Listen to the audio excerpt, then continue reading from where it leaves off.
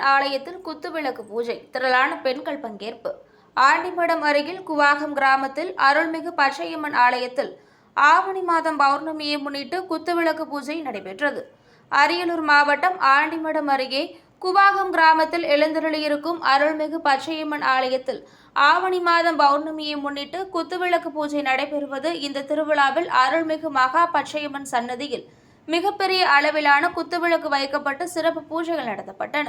பின்னர் அந்த விளக்கு கோயிலை சுற்றி எடுத்து வரப்பட்டு அருகிலுள்ள கோவிலின் முன்பு உள்பிரகாரத்தில் வைக்கப்பட்டது. தொடர்ந்து குத்துவிளக்கிற்கு அம்மன் அலங்காரம் செய்யப்பட்டு தீபம் ஏற்றப்பட்டது.